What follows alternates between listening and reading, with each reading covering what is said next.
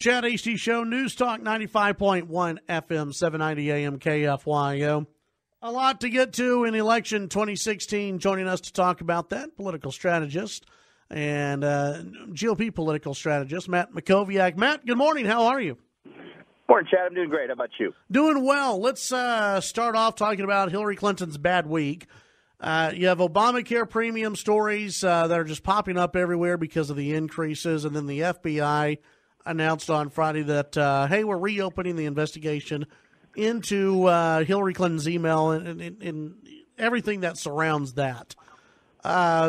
We've got polls out that show that the race is tightening, and maybe some of this has to do with what the FBI released on Friday.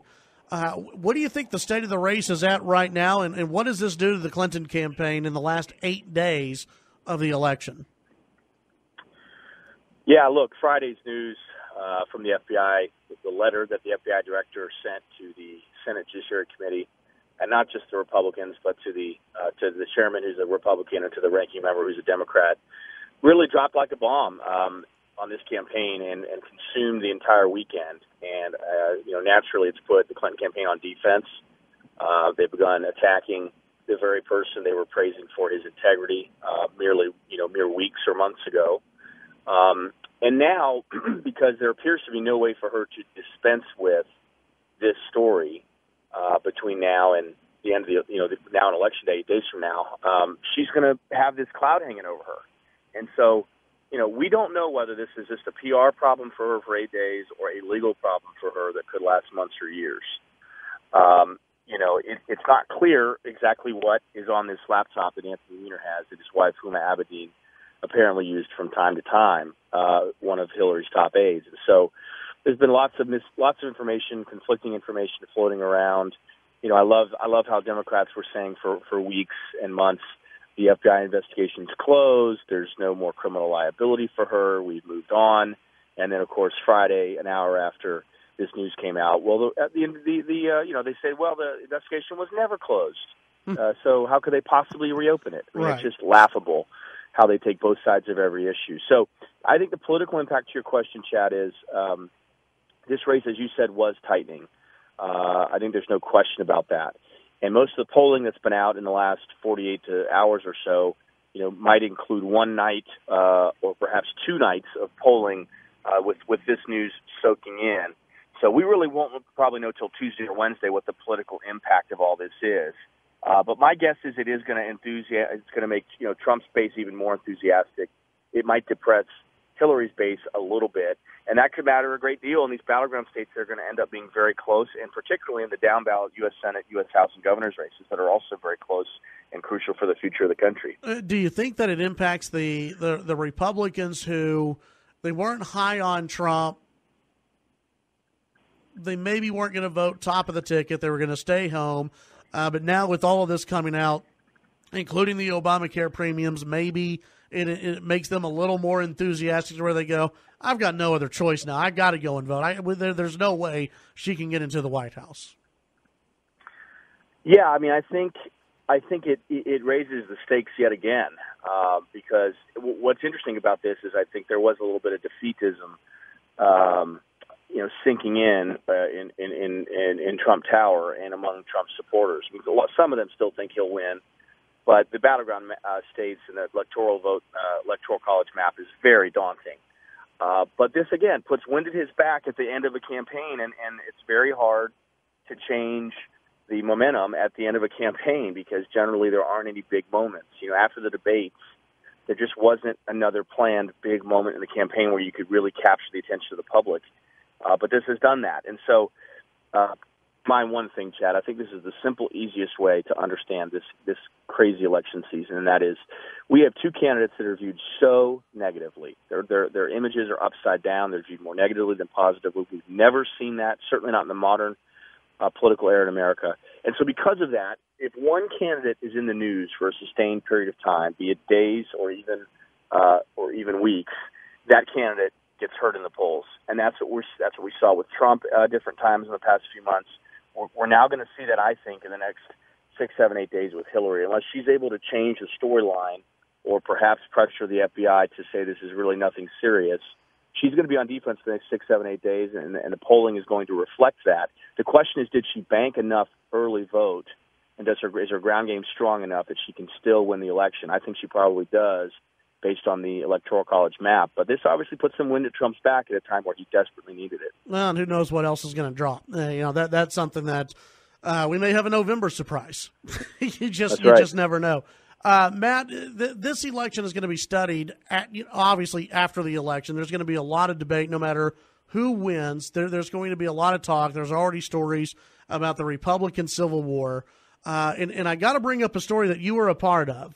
And it was a story that came out, I think it was in the Washington Examiner and also Business Insider.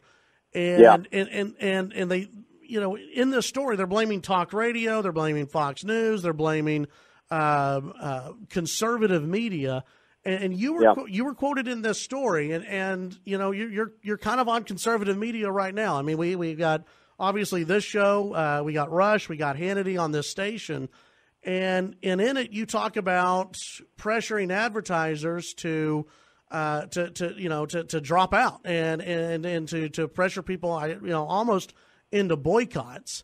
Is how when you look at everything that's going on, how do you blame just regular talk radio? How do you blame conservative media? I mean, you're a Republican. You're on conservative media. You're benefiting from conservative media, and you're saying, hey, we got to go after conservative media. How do you square that?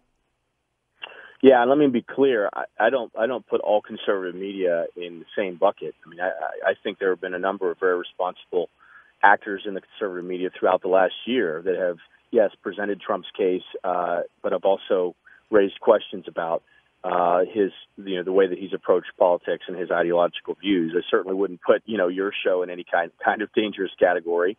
And I think there have been very responsible people on Fox News: Chris Wallace, Brett Baer, Megyn Kelly, a lot of their reporters out in the field. I would single out Sean Hannity, who to me has gone so far off the deep end now that he's not even a credible journalist. I think he'll be off Fox News' air by January 1st. He does have a 4-year contract, so we'll see what happens. But he has gone, well beyond someone who's a right-leaning media voice into, sort of Trump. He's a Trump sycophant at this point. And I think there's a small number of other really irresponsible organizations and personalities in the movement. I put Ann Coulter in that category. I put Laura Ingraham in that category. I would put the D.C. Breitbart operation in that category. Of course, I would separate Breitbart Texas, which does excellent reporting and really hasn't gotten involved with Trump. It's been very focused on border security and narco trafficking in Mexico. But look, I'm a free speech guy. I mean, obviously, I'm a conservative. But I think if you have folks in the conservative wing of sort of the celebrity wing of the media that are attacking our candidates, that are attacking the party, that are attacking our leaders. It's one thing to have a debate over issues. It's another to have a story on the Breitbart National website that attacks Paul Ryan for putting his children in private Catholic school. Yeah. So look, this is a debate that has to happen. The quote conservative media is not the reason we got Trump. It's much more complicated than that. But I do think as part of the autopsy process, if Trump loses, we have to look at a lot of things. We got to stop letting Democrats nominate our candidates for president. We have to require tax returns to be released as part of participation in the national primary debates.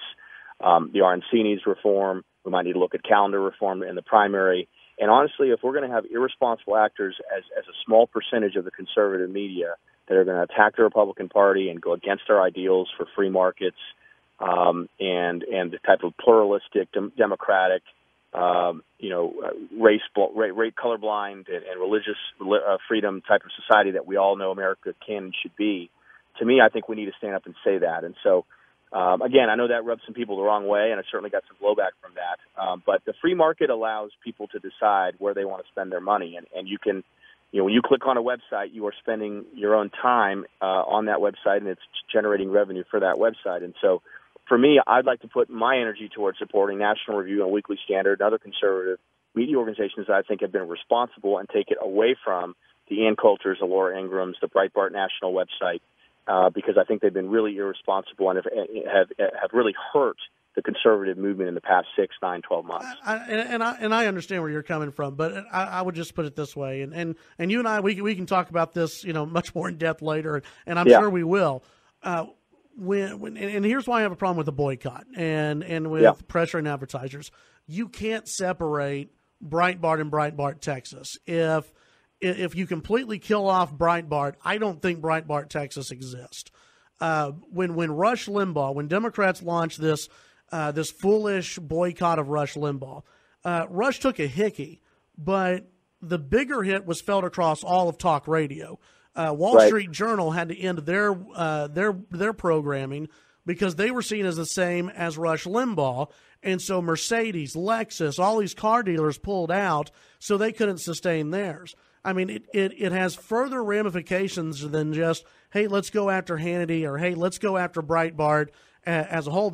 It reverberates across all the conservative media because while you may see Breitbart in one way, those on the left don't. They see everybody grouped into the same deal.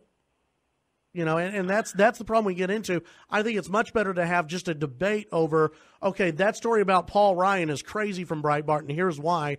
I just think that's personally a more effective way of going about it.